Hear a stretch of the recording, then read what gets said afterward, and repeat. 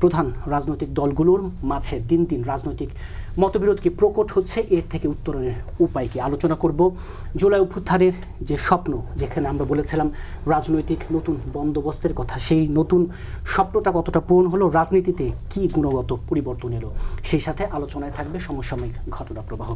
আজকে স্টুডিও আলোচনা শুরু করতে চাই গবেষক, কলামিস্ট এবং রাজনীতি বিশ্লেষক ডাক্তার জাহিদুর রহমান। রাজনৈতিক দলের উপর অনেক আশা ছিল, এক ধরনের বাড়তি প্রত্যাশায় যদি বলি, সেই জায়গায় বেশ কিছু ঘটনা প্রবাহ, একজন যুগ্ম সদস্য সচিবকে অব্যাহতি দেওয়া অনিয়মের কারণে, দুই উপদেষ্টার দুই সাবেক ব্যক্তিগত কর্মকর্তার বিরুদ্ধে অনিয়ম দুর্নীতির অভিযোগে অব্যাহতি দেওয়া, এবং শেষমেশ আমরা দেখলাম আসিফ মাহমুদ সজীব ভুঁইয়ার বাবাকে এক ধরনের লাইসেন্স দেওয়ার ঘটনা, যদিও তিনি দুঃখ প্রকাশ করেছেন।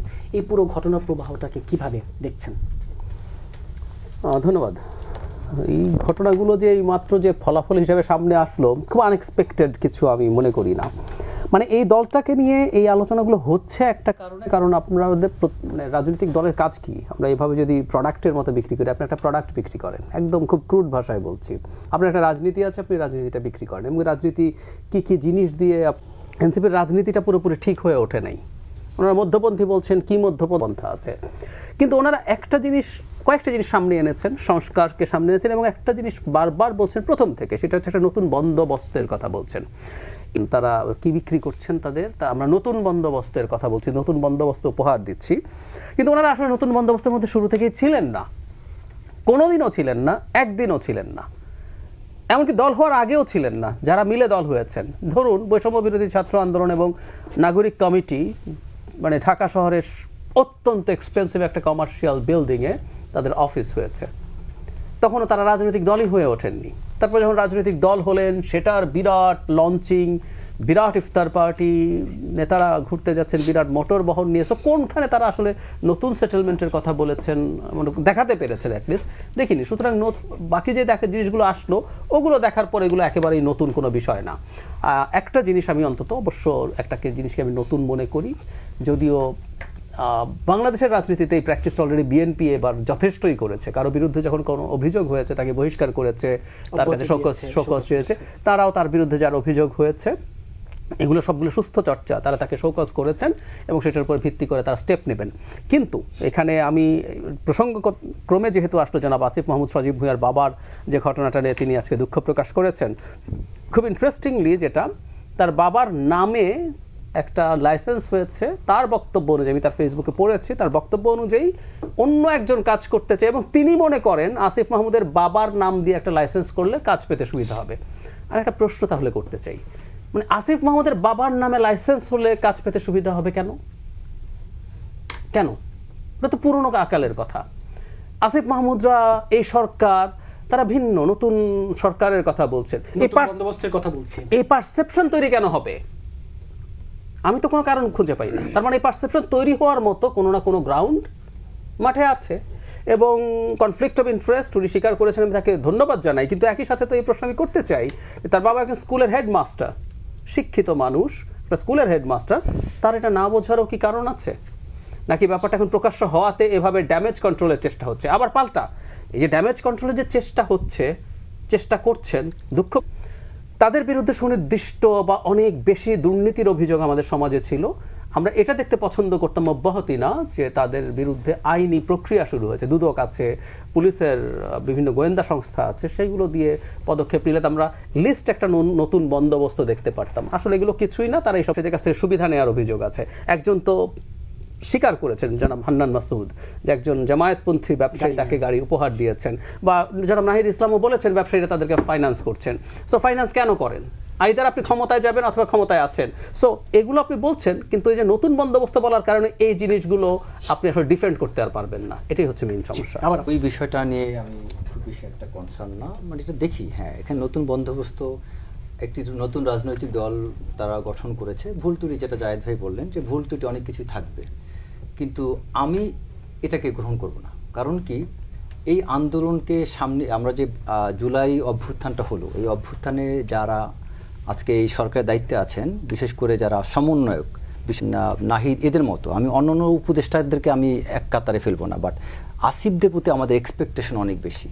তাদেরকে আমি আমার ধারণা ছিল এরকম, যে এই ব্যক্তিগুলো এমন একটা রোল পালন করবে যে তাদেরকে বাংলাদেশের মানুষ আইডল ভাববে, যে একটা বিপ্লবের মাধ্যমে আমরা এদেরকে পেয়েছি, এরা হবে বাংলাদেশের ইতিহাসে হিরো।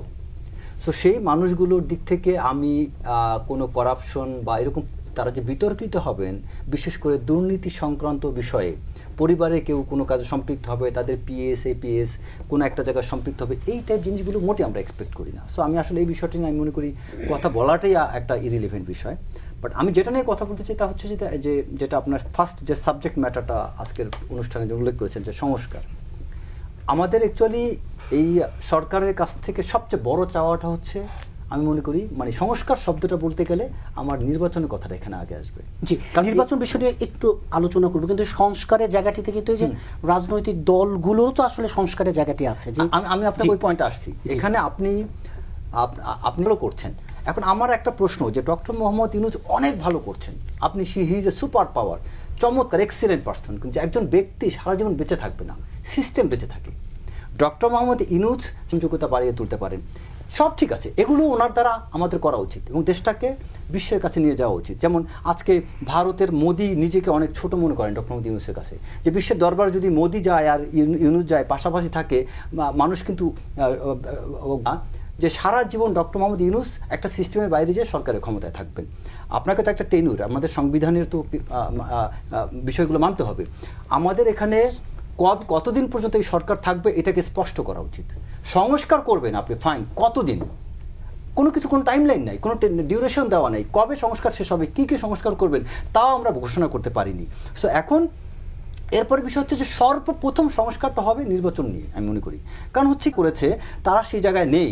আপনি যদি এখানে অন্যান্য পার্টিগুলোকে দেখেন ওই জায়গায় নেই, এবি পার্টি দেখেন তারা কিন্তু সেই জায়গায় নেই, তারা সবাই সরে গিয়েছে কম বেশি।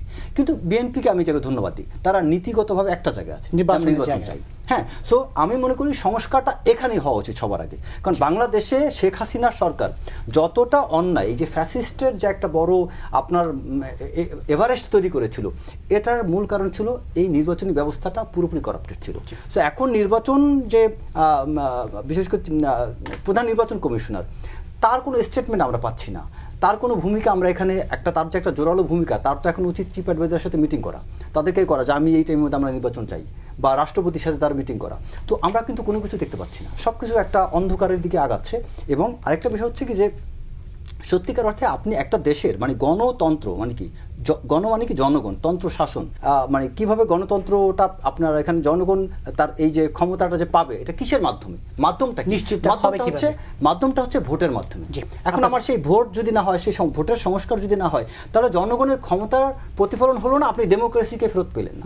আবার আপনার কথা, সেখানে বিতর্কিত নানা ভূমিকায় তারা জড়িয়ে যাচ্ছে। সবশেষ তো নানা ঘটনাপ্রবাহ, আসিফ মাহমুদের বাবার ঘটনাটা আপনি কিভাবে দেখছেন? এই যে বন্দোবস্তের স্বপ্নটা তো পূর্ণ হলো না, নতুন একটা। শুনেন, একটা জিনিস কি জানেন, যে আমি শুরু থেকেই বলে এসেছি, আগেও বলেছি, এখনও বলি, এই আন্দোলনটা ছিল এদেশের জনগণের আন্দোলন। জনগণের আন্দোলন, পুঞ্জীভূত ক্ষোভের প্রকাশ, এবং সেখান থেকে আন্দোলনটা তৈরি হয়েছে। আন্দোলনের সময় আমি অনেকদিন আগে একটা মুভি দেখেছিলাম, চার্লি চ্যাপলিনের মডার্ন টাইম, আপনার বোধহয় দেখছেন নিশ্চয়ই। ওখানে একটা বিদ্রোহী মিছিল আসতেছিল, তার সামনে দিয়ে একটা ট্রাক যাচ্ছিল, ট্রাকের পেছনে অনেকগুলো যেমন ট্রাক যার পেছনে একটা ফ্ল্যাগের মতো থাকে না, একটা ফ্ল্যাগের মতো ছিল। তো চার্লি চ্যাপলিন ওখানে যাচ্ছে, সে জেল থেকে বেরিয়েছে, যেখানে যাচ্ছে, যাওয়ার পরে ওই ফ্ল্যাগটা পড়ে গেছে, তখন সে ফ্ল্যাগটা হাতে তুলে নিয়ে ট্রাকওয়ালাকে দেওয়ার জন্য অগ্রসর হচ্ছে। তার হাতে কিন্তু ফ্ল্যাগটা, পেছনে আবার একটা শ্রমিকদের একটা মিছিল চলে আসছে।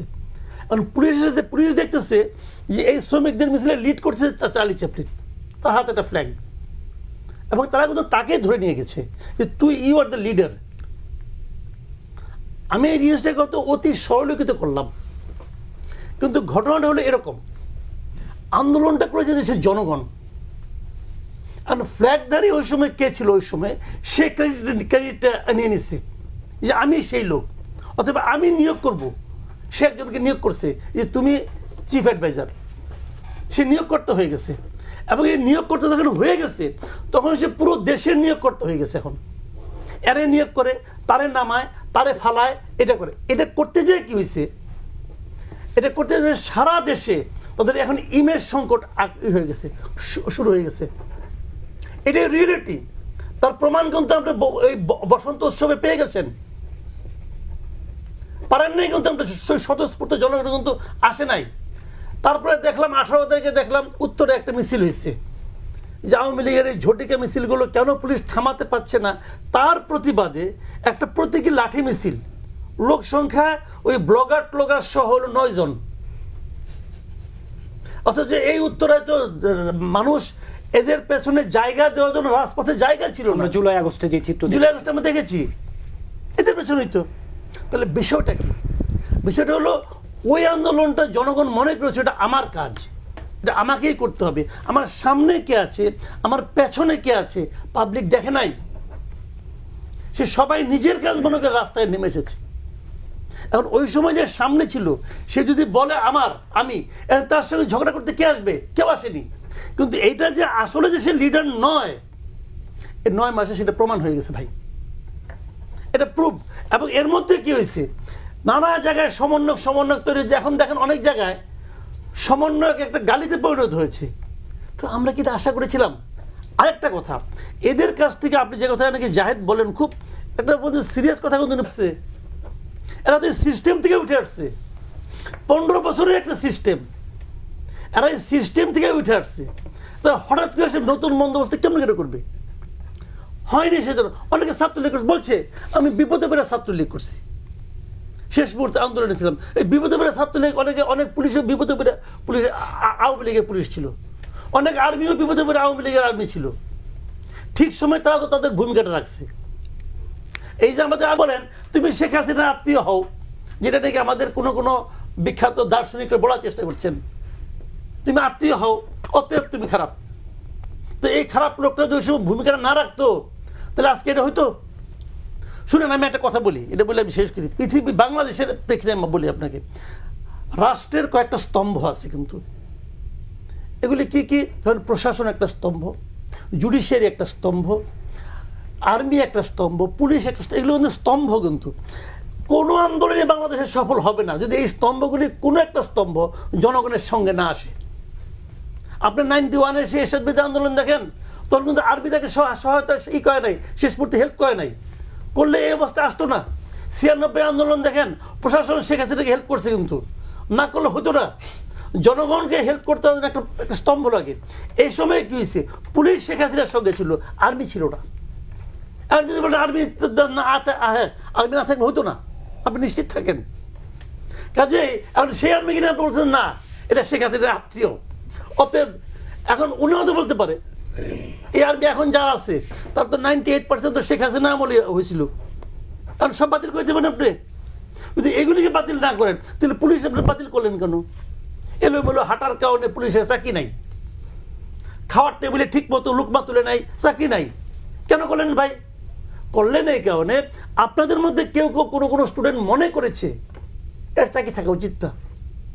মানে এই সরকারের মেরুদণ্ড এতই দুর্বল যে বলবে যেটা কেন করব সে বলার ক্ষমতা এদের নাই। আজকে স্বরাষ্ট্র উপদেষ্টা যে কি বলে, যদি আওয়ামী লীগের ঝটিকা মিছিল বন্ধ করতে না পারো তাহলে পুলিশের চাকরি খেয়ালাম বলে, তো এটা বেআইনি কথা বলেছে। যদি ওই পুলিশ জিজ্ঞাসা করে যে স্যার আমি কোন আইনে ওই লোকটাকে গ্রেপ্তার করবো, ওই উপদেষ্টা কি বলবে? তার কাছে কোনো জবাব আছে? একটা দল যাকে আপনি নিষিদ্ধ করতে পারেন নাই তো ভাই, এখন পর্যন্ত হয়নি, পারেন নাই তো, ক্ষমতা তো আপনার ছিল, হাতে ক্ষমতা, পারলে করতেন। আপনারা যদি ওই হেড অফ থাকতে করতেন ভাই, করেন নাই কেন? পারেন নাই। যারা ওইটা করতে পারেন নাই তাহলে আপনি অন্যায় আদেশ কেন দেন পুলিশকে? অথচ আমি এই উপদেশটা কিন্তু গত সেপ্টেম্বর মাসে র্যাবের সমাবেশে বলছিল যে আপনার ঊর্ধ্বত সারা দেশে এখন যে ইমেজ সংকট, না ক্রেডিট ব্যাপারটা মানে যেভাবে বলা হচ্ছে ক্রেডিট কারা নিছে, এনসিপি নিছে। তো ধরেন গণ অভ্যুত্থানকারী শক্তিদের মধ্য থেকে অলরেডি 2-3টা রাজনৈতিক শক্তি উত্থান হয়েছে, নতুন 2-3টা রাজনৈতিক শক্তি হয়েছে। তো ব্যাপারটা কি যে ধরেন এনসিপি একা ক্রেডিট নিছে তা তো না। কিংবা ধরেন গণ অভ্যুত্থানের রাতেই মানে ছাত্র নেতৃত্ব চেয়েছিল একটা জাতীয় সরকার করার জন্য, কারণ ছাত্র নেতৃত্ব তখন মনেই করতো যে এই পুরো গণ অভ্যুত্থানটা সবাই মিলে করেছে। কিন্তু জাতীয় সরকারের প্রশ্নে অন্যদেরকে একমত করা যায়নি, এই গল্প আমরা জানি।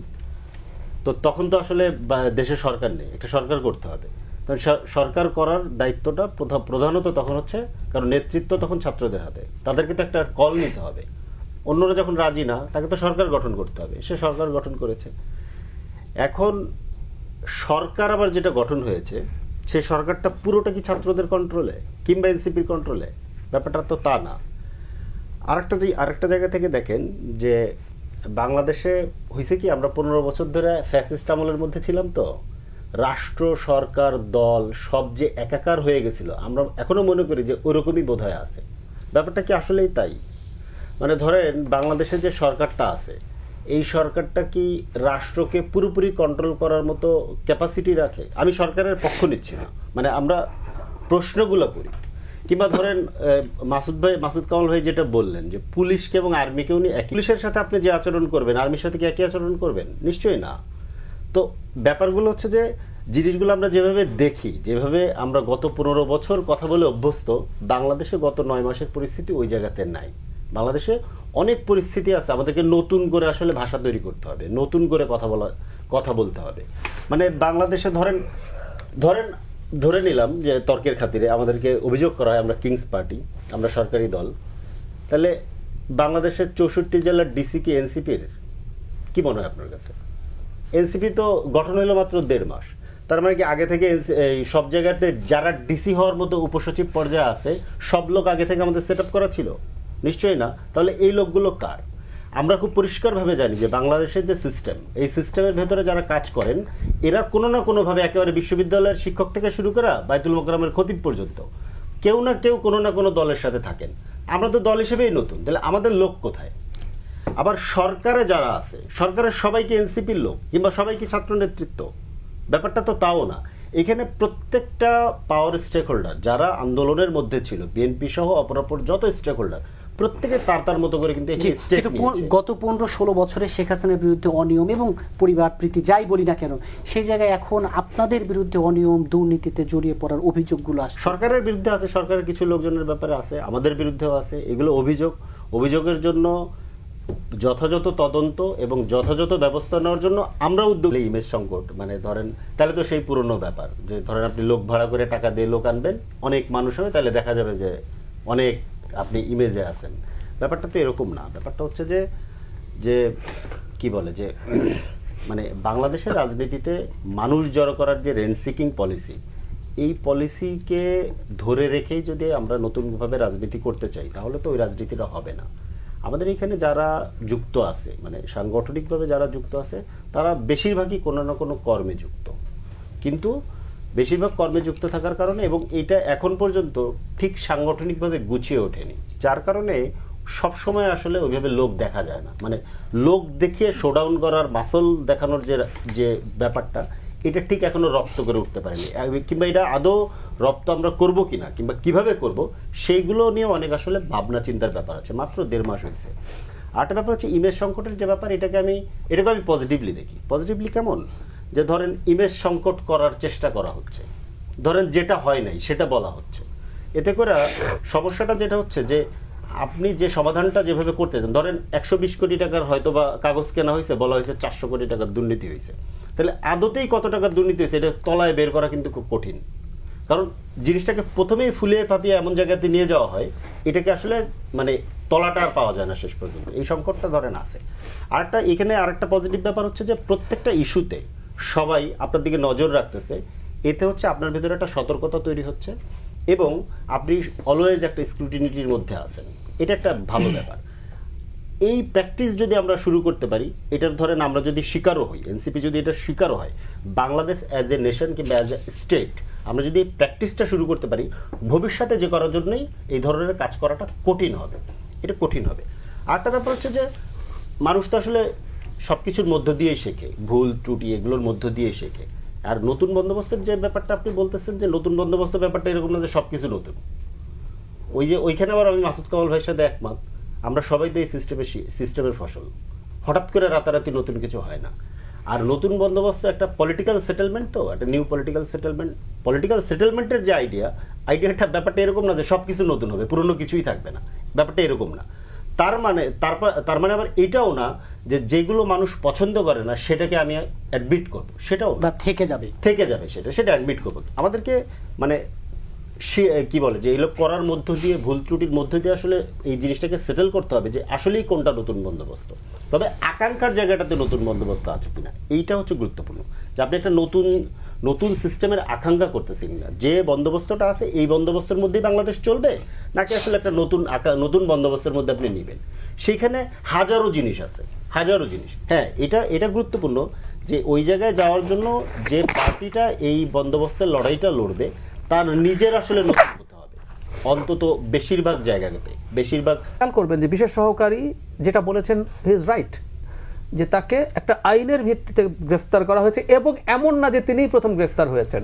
এই আইনটা এই সরকারের সময় 37 জনকে, আওয়ামী লীগের সময়, বিএনপির সময় সব সময় ইউজ হয়েছে। আমাদের সমালোচনা হচ্ছে এই আইনটা বাজে, বাট স্টিল স্টেট আর দ্য গভর্নমেন্ট ক্যান সে যে আমি ওকে এই আইনে গ্রেফতার করেছি।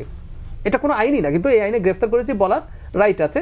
সো টেকনিক্যালি উনি ইললিগাল কিছু করেননি, ইজন্ট ইট? আওয়ামী লীগকে আপনি বলছেন কর্মসূচি পালন করতে দেবেন না, কিসের ভিত্তিতে? কোনো একটা কিছু লাগবে, নিষিদ্ধ না করেন। আমরা আইসিটি অ্যাক্ট থেকে এখন সংগঠনকে বিচার করার ধারা তুলে দিয়েছি। এখন একটা অর্ডিন্যান্স আছে 1978-এর পলিটিক্যাল পার্টি অর্ডিন্যান্স, এবং আমি নিজে পড়ে দেখেছি ওটা আর্টিকেল 3 আর 4-এ যেসব জিনিস করা যাবে না বলা হচ্ছে পলিটিক্যাল পার্টি, প্রত্যেকটা আওয়ামী লীগ করেছে, এবং এগুলোর ভিত্তিতে আওয়ামী লীগকে নিষিদ্ধ করার জন্য সরকার আর্টিকেল 6 অনুযায়ী হাইকোর্টে যেতে পারে। সো হাইকোর্টে গিয়ে নিষিদ্ধ করুক, বা নিষিদ্ধ হবে কি হবে না এই শুনানি পর্যন্ত বা সিদ্ধান্ত পর্যন্ত আওয়ামী লীগের কর্মসূচির স্থগিতাদেশ চাইতে পারে সরকার। যদি হাইকোর্ট স্থগিতাদেশ দেয়, তখন আপনি বলতে পারবেন এটা দেখিয়েছে এই যে আমার কাছে এটা আছে এবং আমি এটার ভিত্তিতে এসব করছি। সো আমরা এটা যদি না করি তাহলে হবে না। এখন সরকারের দিক থেকে যেটা আসলে শুরু করা দরকার, সরকার এই সিদ্ধান্ত অবশ্য জানিয়েও দিয়েছে। ইন্টারন্যাশনাল ক্রাইসিস গ্রুপের সাথে একটা মিটিংয়ে আমাদের প্রধান উপদেষ্টা প্রকাশ্যে ক্লিয়ারলি বলেছেন আওয়ামী লীগকে নিষিদ্ধ করার কোনো প্ল্যান তাদের নেই। এখন আমরা যদি মেনে নেই, ওরা যদি নিষিদ্ধ না হয়, আমাদের এই জায়গা থেকে সরে আসতে হবে। It's very tough. কিন্তু জাতীয় নাগরিক পার্টি তো দেশব্যাপী নানা কর্মসূচি চালাচ্ছে। ওনারা নিষিদ্ধের দাবিতে কর্মসূচি চালাতে পারেন, কোনো সমস্যা নেই, এটা ওনার রাইট। কিন্তু আওয়ামী লীগ মিছিল করছে, আমরা মাঝে মাঝে দেখেছি যে ছাত্রদলের কিছু লোকজন এদেরকে ধরে টরে পুলিশে নিয়ে গেছে, এবং অনেকে কতগুলো প্রতিষ্ঠান আছে তারা সত্যিকার অর্থেই সঠিক জায়গায় থাকে। অ্যামনেস্টি ইন্টারন্যাশনাল শেখ হাসিনার বিরুদ্ধে যখন কথা বলতো আমাদের খুব ভালো লেগেছে। সেই অ্যামনেস্টি ইন্টারন্যাশনাল কয়দিন আগে মেঘনা আলমের গ্রেফতার নিয়েও স্টেটমেন্ট দিয়েছে, কিন্তু কয়দিন পরই দেখবেন আওয়ামী লীগের রাজনৈতিক অধিকার নিয়ে স্টেটমেন্ট আসবে। তো এই জায়গাটা দুটোর একটা, নিষিদ্ধ না হলে কিন্তু আসলে আমাদের কষ্ট হবে, এটা সত্য। আমি মানি যে আওয়ামী লীগ মিছিল করছে এখন আবার এই কয়েক মাস পর, যারা যে বিভৎসতা সংগঠন হিসাবে করেছে, আওয়ামী লীগ কিন্তু সংগঠন হিসেবে ক্রিমিনাল কাজ করেছে এই শুধু জুলাই আগস্টে না, বছরের পর বছর। কিন্তু আমাদের গণতান্ত্রিক সমাজের জন্য এটা মেনে নিতে পারতে হবে।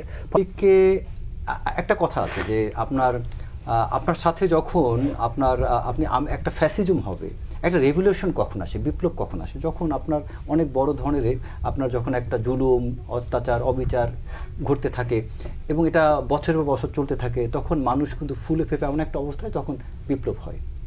আমরা কিন্তু আন্দোলন আর বিপ্লবকে এক টার্মে আমরা ডিফাইন করি না। সো আমাদের দেশে এই বিপ্লবের প্রেক্ষাপট সবাই জানি, সেই বিপ্লবের বিনিময়ে আমরা সরকার পেয়েছি। এখন এই মুহূর্তে যদি আমরা গতানুগতিক প্রক্রিয়ায় আমরা যদি ওই আদর্শ, আপনি একটা যে আপনার প্রতি অনেক অনাদর্শের কাজ হয়েছে, আপনার সাথে অনেক বেশি অবিচার হয়েছে, এখন যেই ব্যক্তি আপনাকে অন্যায় করেছে কিছু ক্ষেত্রে সারে, কেন ব্রিটিশরা এই রুলটা জারি করেছিল? কারণ তখন গণ আন্দোলন যখন ভারতবর্ষে শুরু হয় তখন এটাকে দমন করার জন্য। তো সেই একই ধারা ওইটাকে কিন্তু পরবর্তীতে পাকিস্তান গভর্নমেন্ট, বাংলাদেশ গভর্নমেন্ট সবাই কিন্তু এটাকে মিসইউজ করে আসছে। আমি শব্দটা বলছি মিসইউজ করে আসছে, কারণ এখানে একটা গ্যাপ আছে, এই গ্যাপটাকে সবাই আওয়ামী লীগ এমনভাবে এই ডিজিটালাইজেশনটা করছে সব কিছুর। এখন কিন্তু দেখবেন যে বিএনপি এখনও কিন্তু আওয়ামী লীগের মতো প্রচারণা করতে পারেনি। তারা যেভাবে এক একটা জিনিসকে কাউন্টার করছে, বিএনপি কিন্তু এখনও সেই কাউন্টার করতে পারেনি। আপনি বিএনপির মিডিয়া সেল, বিএনপির তাদের যে জাতীয়তাবাদী দলের যে পেজ, সেই পেজ ভিজিট করে দেখবেন আপনার ওই আওয়ামী লীগের যে এইগুলো এখনও তারা আরও বেশি অনেক সুন্দরভাবে উপস্থাপন করছে। সো দুষ্ট লোকগুলো যখন খুব সুন্দরভাবে আপনার টেকনিক অ্যাপ্লাই করবে, আর ভালো লোক যখন ওই টেকনিকের সাথে ফাইট করে পারবে না, তখন কিন্তু সাধারণ মানুষ এখানে ভোগান্তি স্বীকার করবে। সো এই জায়গাতে, এই পরিস্থিতিতে আমরা পুরোপুরি যদি এখন ওই নীতির কথা বলি, তাহলে আমাদের আসলে আওয়ামী লীগ এখানে সুযোগ নেবে। যদি এখানে আওয়ামী লীগের মতো দল না হতো, আমরা যদি এইভাবে সরকারে না আসতাম, নর্মালি যেটা হয় না যে আপনার সরকার বদল হয়, সাধারণ পরিক্রমায় বা সাধারণ আন্দোলনের মাধ্যমে যদি সরকার বদল হতো, ক্ষমতা পাওয়ার ধরেন কোনো বিএনপি, সুযোগই ছিল না। একটা হচ্ছে যে আপনার লেজিটিমেট অ্যাকসেপ্টেন্স, আরেকটা হচ্ছে ইলেজিটিমেট অ্যাকসেপ্টেন্স। সমাজে কিছু কিছু আপনার দুইটা জিনিস, একটা হচ্ছে ইলেজিটিমেট অ্যাকসেপ্টেন্স, ইলেজিটিমেট আপনার ডিনায়াল, আরেকটা হচ্ছে লেজিটিমেট অ্যাকসেপ্টেন্স, লেজিটিমেট ডিনায়াল। মানে আপনি সমাজে কিছু কিছু অন্যায় আছে, এটা মেনে অনেক আগে আমি আসলে কোনো পলিটিক্যাল পার্টিকে নিষিদ্ধ করার পক্ষে না। আওয়ামী লীগ হিজবুত তাহরিরকে নিষিদ্ধ করছিল না, আমি ওটার বিপক্ষে, এটা আমি পক্ষে না। আওয়ামী লীগ শেষ দিকে এসে জামাতকে নিষিদ্ধ করছিল, আমি ওটা তখন আওয়ামী লীগের আমলে আমি বলছি এটা ঠিক না। কারণ আমার কথা হলো কি, নিষিদ্ধ যে আপনি করবেন, কে সিদ্ধান্ত দেবে? যে সিদ্ধান্ত দেবে সে কে, মানুষ না ফেরেশতা? মানুষ তো থাকতে পারে, তার মধ্যে হিংসার ব্যাপার থাকতে পারে, প্রতিহিংসা থাকতে পারে, এবং মানে সে মানুষের স্বাভাবিক ভুলটাও থাকতে পারে, নিষ্পাপ ভুলও থাকতে পারে। কাজেই একজন ব্যক্তির পক্ষে এইভাবে কাউকে নিষিদ্ধ করাটা আমি মনে করি উচিত না। এখন আমরা দুটো জিনিস তো মানি। একটা জিনিস কি, আমরা তো বিচার ব্যবস্থাকে মানি, বিচারক যে হন উনিও তো মানুষ। কিন্তু তারপরে কিন্তু আমি ধরে নেই যে একটা কিছু তো মানতে হবে, তাহলে তো কিছুই আমরা পারলাম না, একটা কিছু রাখতে হবে, সেটা বিচার ব্যবস্থা। এখন যদি বিচার ব্যবস্থার মাধ্যমে আপনি প্রচলিত আইনেই যান, কোনো সমস্যা নেই। যে কথাটা, এটাও আমি চাহিদার কথা বলছি, একটা আইন আপনার খারাপ হতে পারে, সেটা আপনি অপছন্দ করতে পারেন, কিন্তু যতক্ষণ পর্যন্ত আপনি এটাকে বাতিল না করবেন ততক্ষণ এটা আপনাকে মানতে হবে। যে জিনিসটা ছাত্রলীগের ক্ষেত্রে প্রযোজ্য। যদি আপনার সামর্থ্য থাকে এটাকে চেঞ্জ করেন, সামর্থ্য না থাকলে আপনাকে ভাই মানতে হবে। মন খারাপ করেন, মন খারাপ করেও মানতে হবে। তো এখন আমি তো বিচার ব্যবস্থাকে মানতে চাই। এখন বিচার ব্যবস্থা যদি সিদ্ধান্ত দেয় যে এই দলটাকে এই কারণে এই কাজ করতে হবে, সেটা এক কথা, তখন আমি এখন আলোচনা করবো না, তখন আমার আলোচনার মধ্যে আমার থাকবো না, আমি মেনে নেব। কিন্তু যতক্ষণ পর্যন্ত আপনি ব্যক্তি আমাকে জিজ্ঞাসা করবেন, আমি কোনো দলকে নিষিদ্ধ করার পক্ষে না আইনের মাধ্যমে। আমি বরং বলবো একটা দল নিষিদ্ধ হবে কি না হবে এটা জনগণ সিদ্ধান্ত নেবে। আপনি কে সিদ্ধান্ত দেওয়ার? আপনি এখন ক্ষমতায় আছেন, আপনি ভাবছেন যে আমি সব। নো, আপনি সব না, আপনার বাইরেও লোক আছে।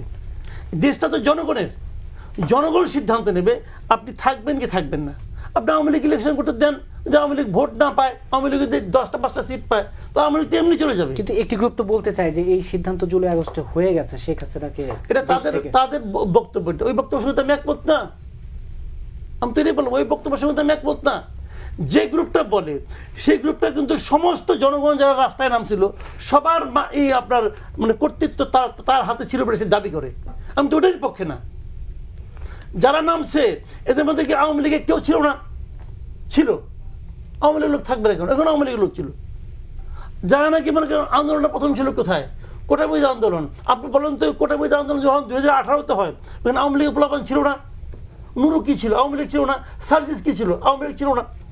ছিল তো। আওয়ামী লীগের মধ্যে যারা নাকি বঞ্চিত ছিল তারা তো আন্দোলন করছে ভাই।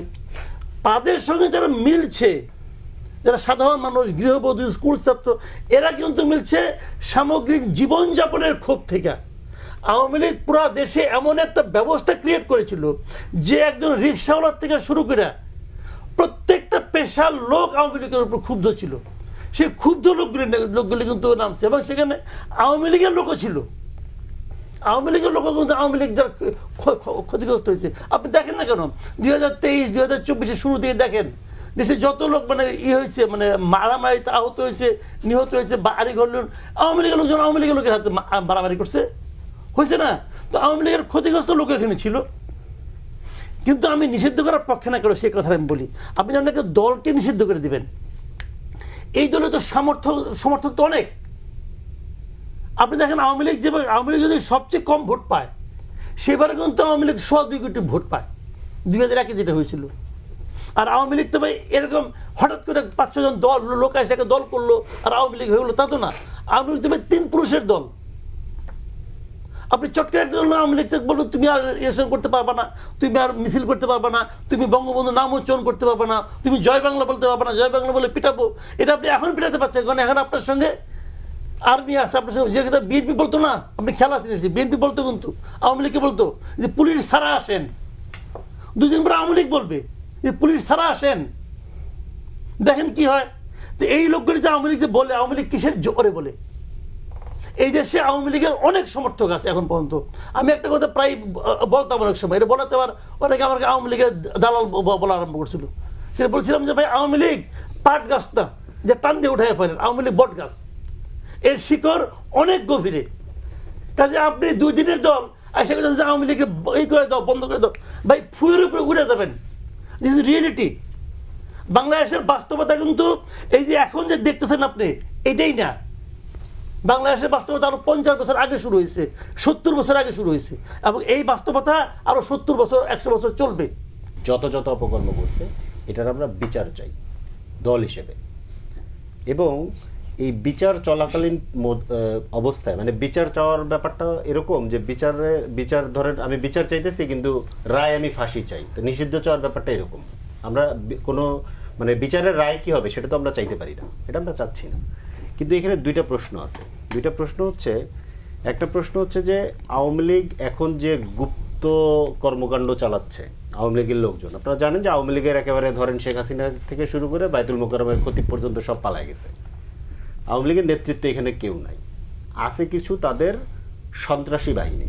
এই সন্ত্রাসী বাহিনী এখানে গুপ্ত যে গুপ্ত রাজনৈতিক চর্চা যেটা করতেছে সেটা বাংলাদেশের সিকিউরিটির জন্য থ্রেট, বাংলাদেশের স্টেবিলিটির জন্য থ্রেট। এবং আপনারা এটাও আমরা খুব ভালোভাবে জানি যে আওয়ামী লীগ প্রকাশ্যে একেবারে প্রকাশ্যে সকলভাবে সে প্রমাণ করে গেছে, সে নিজেই প্রমাণ করে গেছে সে আসলে দিল্লির এজেন্ট একটা দল। এবং দিল্লি আমাদেরকে 3 দিক থেকে ঘিরে রাখা এমন একটা রাষ্ট্র যে আমার সার্বভৌমত্বের জন্য সিকিউরিটি। যেই রাষ্ট্র কিংবা যেই সরকার আমার সার্বভৌমত্বের জন্য সিকিউরিটি, তাদের যারা প্রকাশ্য এজেন্ট তাদেরকে আমরা এইরকম একটা পরিস্থিতিতে মানে গুপ্ত মিছিল করার মতো জায়গাতে তারা করতে পারবে কিনা সেটা আমাদেরকে ঐক্যমতের মধ্যে আসতে হবে। আমরা এটা বলছি, সরকারের কাছে আমরা আবেদন জানাচ্ছি এবং বাংলাদেশের অন্য যারা রাজনৈতিক পক্ষ আছে এবং যারা ধরেন সমালোচক আছে, বিশ্লেষক আছে, তাদেরকেও আমরা আবেদন জানাচ্ছি যে আওয়ামী লীগকে এটা আপনি করতে দিবেন কিনা। আমরা মনে করি যে তার রাজনৈতিক কর্মকাণ্ড বিচার হওয়ার আগ পর্যন্ত স্থগিত রাখা দরকার। এবং আরেকটা ব্যাপার হচ্ছে যে ধরেন বিচারে কতদিন লাগবে, এটা 2 বছর লাগবে না 5 বছর লাগবে, এটা তো আমরা জানি না। বিচারালয়কে তো আপনি ধরেন জোর করে রায় নিয়ে আসতে পারেন না।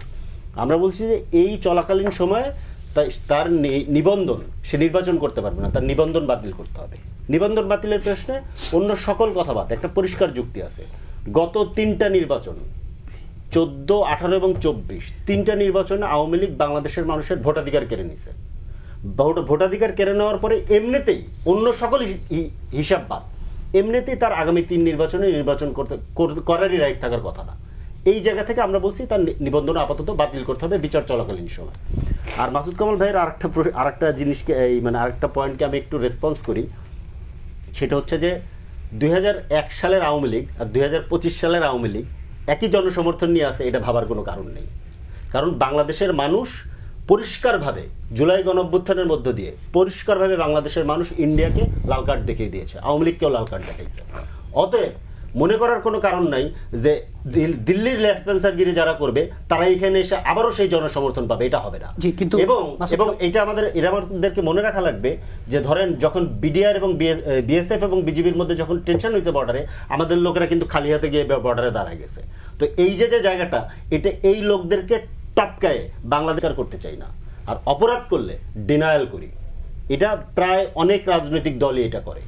প্রত্যেকেরই বিভিন্ন মাত্রার অপরাধ কিন্তু এখানে আছে বাংলাদেশে, যারা রাজনীতি করেছে গত 54 বছরে যারা রাষ্ট্র চালাইছে, বিভিন্ন মাত্রার অপরাধ আছে। অপরাধ আর ভুলের ভেতরে কিন্তু আমি পার্থক্য করতেছি। এই যে হিস্ট্রিক্যাল ডিনায়াল, একই কাজ আওয়ামী লীগ করার চেষ্টা করবে এবং তখন আপনি বিভিন্ন লজিক দিয়ে এটা বোঝানোর চেষ্টা করবেন যে না তাকে তো এইটা করতে দিতে হবে, তাকে তো ওইটা করতে দিতে হবে। ব্যাপারটা এরকম না। তাকে এই যে যত অপকর্ম সেখানে করেছে সকল কিছুর দায় স্বীকার করে দায় মেনে পরে বাংলাদেশের রাজনীতি করতে হবে, বাংলাদেশের মানুষ তখন দিবে।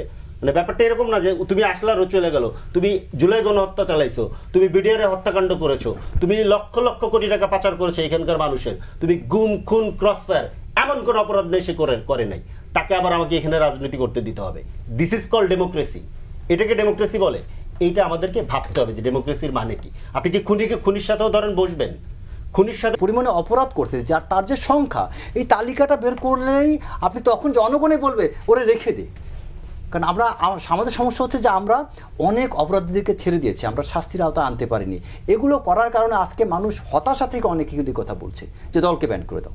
দলকে ব্যান করার প্রশ্ন জাগতো না যদি আমি প্রকৃত অপরাধীদেরকে ধরে রাখতে পারতাম। বলে আমরা বলছি বা বলবো নাকি এখন জামায়াত নিশ্চিতভাবেই শেখ হাসিনার সময় সাফার করেছে এবং সেই লড়াইয়ে এই জুলাই আগস্ট যে অভ্যুত্থান হলো সেটায় তারা খুবই গুরুত্বপূর্ণ রোল প্লে করেছে, তাই কি সেটা বাতিল হয়ে গেল কিনা আমার একটু কিউরিয়াসিটি হলো। রেজা ভাই, সমাজের ওই যে ব্যাপারটা অ্যাকসেপ্টেন্স, আমার মানে মনে পড়লো এটা নিয়ে আমাদের ফিলোসফিক্যাল দ্বিমত আছে, আমি সেটা একটু জানিয়ে রাখতে চাই। যেমন ধরুন সোকল ক্রসফায়ার যখন শুরু হয়েছিল তখন এটা দারুণ জনপ্রিয় ছিল। আমি অপরাধ কমে যাচ্ছে, এডুকেটেড একটা ন্যারেটিভ মানুষের মধ্যে, হ্যাঁ, আমি প্রথম দিন থেকে এটার বিরুদ্ধে কথা বলেছি, আমি লেখালেখি করেছি, ব্লগে লিখতাম। আমার মনে আছে কিরকম গালিগালাজ ফেস করেছি ওই সময়, কারণ কেউ এটা নিতে পারছে না। এবং এটাও সত্য, প্রথম দিকে খুবই মারাত্মক ক্রিমিনাল। কিন্তু মানে আমি এই জায়গাতে মনে করি যে একটা রাষ্ট্র কখনোই কোনোভাবে এক্সট্রা জুডিশিয়াল কিলিং, এটা আইন, নৈতিকতা, এটা আমাদের কনস্টিটিউশন কোনো কিছু সমর্থন করে না। কারণ সবচেয়ে, এবং আমি আরো একটা দুর্দান্ত এক্সাম্পল দিই, বরগুনা ভিডিও এখনো পাওয়া যায়। সো নয়ন যে তাকে হত্যা করেছে, ইটস প্রুভড বাই ভিডিও। নয়নকে কিন্তু ক্রস ফায়ারে নিয়ে হত্যা করা হয়েছে, এক্সট্রা জুডিশিয়াল কিলিং। স্টিল এটাকে আমরা সমর্থন করি, কারণ এটা কিন্তু আমাদের কোনো রকম কোনো কনফিউশন নাই যে নয়ন হত্যাকারী, তার হয়তো বিচারে মৃত্যুদণ্ডও হতো, কিন্তু তারপরও তাকে এক্সট্রা জুডিশিয়াল কিলিং, সে রাষ্ট্রের কাছে একটা প্রসেসের মধ্য দিয়ে হলেও তার মৃত্যুদণ্ড। যেটা ধারণা করি সেটা হচ্ছে এগুলো প্রত্যেকটা আমাদের রাজনৈতিক পরিস্থিতির কতগুলো স্পেকুলেশন তৈরি হচ্ছে, এই স্পেকুলেটিভ চিন্তা থেকে এগুলো হয়। এবং আমরা দেখব যখনই এই ধরনের একটা সরকার থাকে, ১/১১ কথাও যদি বলি, ওই সময় দেখবেন অনেকগুলো রাজনৈতিক দল তৈরি হয়েছিল। আমি এগুলো এই ধরনের চেষ্টা হিসেবে দেখি যে আসলে নানান রকম গুজব আছে, আলাপ আছে, ইলেকশন হবে কি হবে না, কবে হবে, অন্য কিছু হবে কি না। সো প্রত্যেকে অন্তত আমরা কথ্য ভাষায় বলি না এরকম, এই শব্দটা কথ্য ভাষায় দোকান বলে, একটা দোকান খুলে রাখলাম, সেরকমভাবে একটা কিছু করব না। আমি খুব অবাক হয়েছি, একটা দলের চেয়ারম্যান বলছেন, তিনি দল তো খুবই পরিচিত মানুষ, উনি বলছেন যে উনি দেখেছেন যখন 5 আগস্টের পর সবাই পালিয়ে গেল, মানে তখন জেল থেকে অনেক মানুষ চলে যাচ্ছে, উনি কোনো একটা রাজনৈতিক দলের মানুষ নন বলে তার বের হতে সমস্যা হচ্ছে, তাই আমি একটা দল খুলে ফেললাম। মানে আপনি চিন্তা করুন, দিস ইজ এ রিজন। এবং উনি অন রেকর্ড এই কথাগুলো বলছেন। মানে সুতরাং রাজনীতি একটা সিরিয়াস ব্যাপার, আমাদের একটু মাথায় রাখা দরকার। 100-র বেশি দল, একজন ফিগার, আমি তাকে জিজ্ঞেস করছিলাম যে আপনি তো বড় কোনো দলের সাথে যোগ দিলে আর ভালো হতো, এই দলটা গঠন করতে। তখন উনি আমাকে একটা খুব সুন্দর উত্তর দিয়েছেন যে দেখো আমি যদি এখন বিএনপিতে যোগ দিতাম ABCD পত্রিকা, কারণ ওইটা হলে আপনারা ওই টিভি চ্যানেলগুলোতে কথা বলতে ডাকবেন, তিনি একজন পত্রিকা সম্পাদক। কারণ ওনারকে ওই যে আমার পাশে যে আপনার মাসুদ খান ভাই বসা আছে, ওনার যে কয় বছর উনি সাংবাদিকতা করছে তাও উনি এখন পর্যন্ত লিখতে পারে না মনে হয়। আমার একটা পদ তৈরি করতে চাই, যেটা আমি বললে আমাকে বিভিন্ন জায়গায় মানুষ, আমি অমুক জায়গার চেয়ারম্যান, একটা প্রতিষ্ঠান মানে অমুক ফাউন্ডেশন, অমুক এটা, এবং লিখে দেয় এটার ব্যবস্থাপনা পরিচালক, এটার সিইও। এগুলো হচ্ছে কি তার একটা আইডেন্টিটি ক্রিয়েট করে। আমার লোকাল এলাকায় একটা ঘটনা, আরেকটা ঘটনা বলি, যে এক ভদ্রলোক তিনি থানায় গিয়েছেন, সত্যি ঘটনা এটা, থানায় যে বলছে আমি অমুক স্কুলের সভাপতি। তো মানে তখন এই ওসি আবার বললো যে আপনি ওনাকে নিয়ে যে কথা বলছেন কথাটা সত্য, এটাও সত্য কথা, আমাদের দেশে ছোট ছোট দলগুলোকে স্পেস দেওয়া উচিত। কারণ ধরেন যদি স্ট্রং অবস্থানে ছোট দলগুলো না থাকে, আওয়ামী লীগ নাই, বিএনপিকে এখন সমালোচনা করবে কি? ধরেন বিএনপি যদি ক্ষমতায় আসে, বা জামাত যদি ক্ষমতায় আসে, বা জাতীয় পার্টি কেউ যদি বিজেপি ক্ষমতা আসে, কে সমালোচনা করবে? সো ছোট ছোট দলগুলো যত বেশি সমালোচনা করবে তত ওই দলের সংশোধন হবে। এখন যদি সর্বক্ষণ এই যে এখন ধরেন সবচেয়ে বড় দলকে আওয়ামী লীগ বাদ দিলে এই মুহূর্তে বিএনপিকে আমি এখনই দেখতে পাচ্ছি যে পরিমাণে লোকজন তারেক রহমানের চাটুকারিতা করছে, আমার তো মনে হয় এই লোকের সুন্দর চিন্তা ভাবনা থাকলেও নষ্ট হয়ে যাবে। সর্বক্ষণ চাটুকারিতার উপর দিয়ে উনি চলছেন। হ্যাঁ, থ্যাঙ্কস গড যে উনি এটাকে খুব একটা গ্রহণ করছেন না বা খুব একটা সুযোগ দিচ্ছেন না। তো এই জায়গাগুলোতে আমাদের মিসইউজ হবে। তো আমি মনে করি এই দলগুলোর ক্ষেত্রে একটা ক্রাইটেরিয়া তৈরি করে দেওয়া উচিত এবং দলের যারা চেয়ারম্যান হবেন একটা সাংগঠনিক একটা ইয়ে তো দিবে, অর্গানোগ্রাম তো দিবে, সেখানে যারা তাদের নাম থাকবে সেখানে একটা শর্ত থাকা উচিত যে এখানে 10 জন ব্যক্তি থাকতে হবে, মিনিমাম 20 জন ব্যক্তি থাকবে, তাদের যোগ্যতা এই থাকবে। দল করলে না করবেন কিনা আপনি, আর তার মত প্রকাশের স্বাধীনতা তো, সংগঠন করার স্বাধীনতা আমাদের সংবিধান আমাদেরকে দিয়েছে, আপনি না করতে পারবেন না, সে করবে। বাট একটা জিনিস হলো একটা সিস্টেম ক্রিয়েট করতে হবে, সেটা হলো কি আপনি দল যেটা করবেন আপনার কর্মকাণ্ডগুলির জন্য আপনি জবাবদিহিতা থাকতে হবে আপনার। আমি কিন্তু শিক্ষাগত যোগ্যতা নিয়ে মাথায় ঘামাই না, মানে প্রথাগত শিক্ষা থাকলে আপনি খুব ভালো মানুষ হবেন তার কোনো গ্যারান্টি নাই, কিন্তু আপনার একটা জবাবদিহিতা থাকতে হবে। যেমন ধরেন যে কথাটা আমি বলি, এখন সেও তো দল করছে, কেন করছে? সে তার অভিজ্ঞতা থেকে চিন্তা করছে যে আমি এত টাকার মালিক ছিলাম, আমাকে জেল খাটতে হয়েছে, যদি আমার একটা পার্টি থাকতো তো আমার পার্টি আমার জন্য এটা মিছিল করতে পারতো, তো এটা তো তার প্রয়োজন, সে তার ওই জিনিসটাকে রক্ষা করার জন্য তার একটা পার্টি দরকার। কারণ বিভিন্ন ধরনের ধান্দা থাকবে, আমার তো কোনো আপত্তি নাই। আপনি পৃথিবীতে জন্মগ্রহণ করছেন, এই মাটিতে আপনার জন্মগ্রহণ করছেন, আপনার ধান্দা আপনি থাকতেই পারে, কিন্তু আমার কোশ্চেনটা হলো কি সেটা আইনানুগ কিনা, দেশ চালানোর জন্য তো একটা আইনও থাকবে। এখন পলিটিক্যাল পার্টিগুলো সব টাইট হয়ে যেত, যদি পলিটিক্যাল পার্টিগুলো যে আইনটাই বানানো হয়েছে, আইনটা ভালো মন্দ নিয়ে আলোচনা পরে অনেক করা যাবে, যে আইনটাই হয়েছে যদি এই আইনটাও সকল পার্টির জন্য সমানভাবে নৈর্ব্যক্তিকভাবে প্রয়োগ করা হতো, সব পার্টি টাইট হয়ে যেত। সেটা তো আমরা করি না, আমরা আইনটাই প্রয়োগ করি না কেন? খরচটা তুমি কোথায় পাও? সিম্পল কথা, যে কথাটা বলে আমি প্রথম, মানে আপনার যে এনসিপি তো আমার খুব প্রিয় পার্টি, কিন্তু এদের সবাইকে আমি খুব পছন্দ করি, নতুন একটা, তার মানে সেই লোকটাকে আপনি প্রোটেকশন দেবেন বলে নিছেন। দেখেন ওবায়দুল কাদের কাছে খেয়াল আছে, 30 লাখ টাকা দামে ঘড়ি পড়তো, ফিলিপ পাতেক ফিলিপ, রোলেক্স এগুলি পড়তো। ওনাকে জিজ্ঞাসা করতে কি বললো, আমার লোকে উপহার দেয়। এই ওবায়দুল কাদেরটা আমি দেখছি বাংলা বাণিজ্যে চাকরি করতো, পেছনের দোকানে বাকি খাইতো, ওই আমি ওই পাশে একটা জায়গায় চাকরি করতাম সাপ্তাহিক সুগন্ধায়, যখন ওই রেস্টুরেন্টে আসতাম ও কত যে ওবায়দুল কাদের ভাই আসলে আমরা দোকান বন্ধ করে দিই, কেন? এত টাকা বাকি হয়েছে, টাকা দেয় না। কারণ সেই লোকে 30 লাখ টাকা দামে ঘড়ি উপহার দেয়, কেন দেয় ভাই? আমার তো দেয় না, আমার তো দেয় না, কেন দেয়? তো এখন ওনাদেরকে উপহারটা দেয় কেন? প্রোটেকশন পাওয়ার আশায় দেয়। সেই প্রোটেকশন দেওয়ার আশাটা তৈরি হলো কেন? আমার তো কেউ কিছু ভাই দেয় না। সাংবাদিকতা আমার 36 বছর হয়ে গেছে, বাংলাদেশের এমন কোনো পলিটিশিয়ান নাই যার এখানে আমি চাইলে যাইতে পারবো না, কথা বলতে পারবো না, এমন কোনো বাংলাদেশ পলিটিশিয়ান নাই। যদি বলি আপনার সঙ্গে দেখা করতে চাই, সে আমাকে সঙ্গে সঙ্গে দেখা করতে দেবে। তা আমার তো মোটামুটি পাওয়ার আছে রে ভাই, আমার কেউ দেয় না কেন?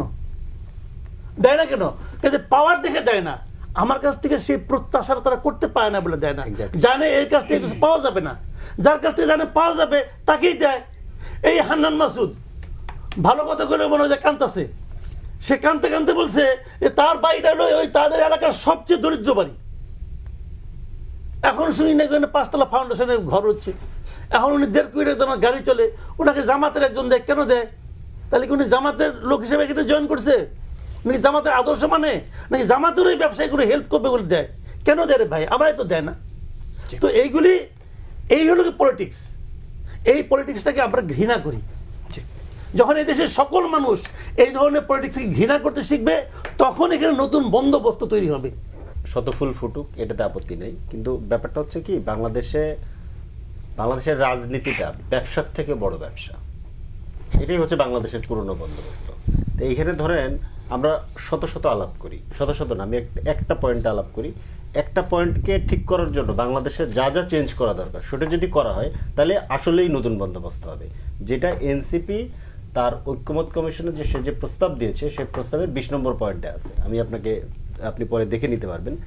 সেটা হচ্ছে যে বাংলাদেশে যারা মেম্বার অফ পার্লামেন্ট হবেন তিনি কোনো উন্নয়ন কর্মকাণ্ডের মধ্যে থাকতে পারবেন না,